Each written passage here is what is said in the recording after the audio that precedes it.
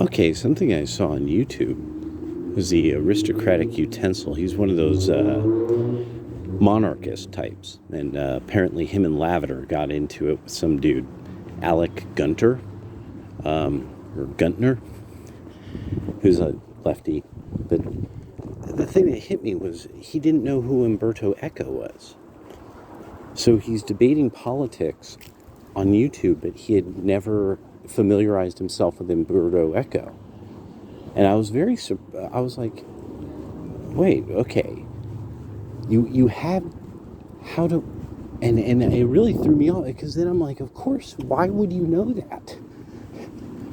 That wouldn't be that normal to know in the United States at this time, even if you were supposedly relatively astute about politics and history, because of what is acceptable history.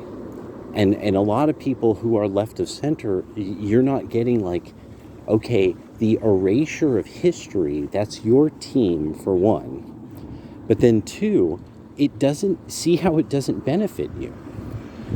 That you don't know about the writings of politics you don't like now, because the generation before you attempted to erase those political views by just simply saying these are inappropriate works to read if you are an educated person in polite society.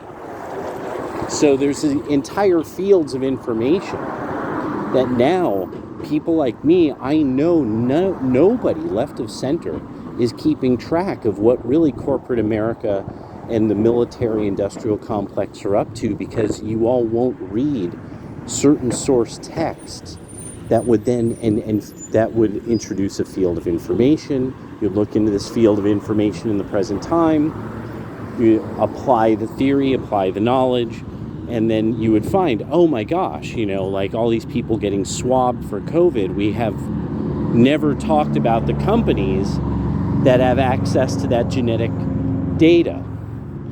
There's like just one. You don't know who has the genetic data. Just that, just think about that, like roll that through your mind. So, if nothing else, like no conspiracy or anything like that, the lack of knowledge about it is what is the big deal. That what you don't know in the game of power does hurt you. And so I've actually had to think, like, yeah, a lot of, when all these MGTOW guys are citing Briefold and Briefold's law, like now there's people who are really, they've read the mothers, now there's a bunch of guys, I didn't even realize, I looked it up, and a lot of people are quoting all sorts of sections of the mothers. And the funniest part is when this person explained to me, like, oh yeah, that guy was a socialist.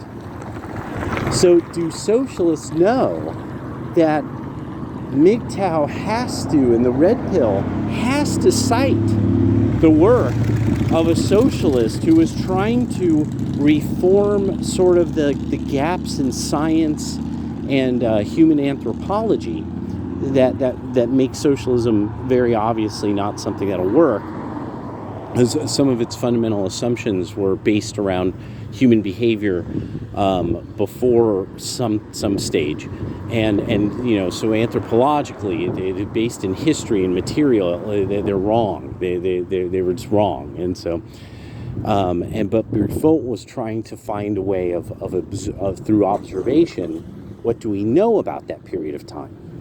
And it was true. People did share because there wasn't exactly the idea of individuality. But also, he explained all the things that would have been normal and the conception of the world by these people. And a lot of the kind of noble, savage ideology held on to by the middle class has transferred into the socialist thinking. Prehistoric man and pre-civilized man were like in touch with like the harmonious interaction of the world, and no, actually they weren't. And there's lots of examples of how they obviously didn't even understand what high and low tide were, even if they lived on a shore. So this Not knowing these source texts from the right has cost the left tremendously. Now they have a rule of not debating because they can't. There's fundamental knowledge about their opponent in the debate that they do not allow themselves to know.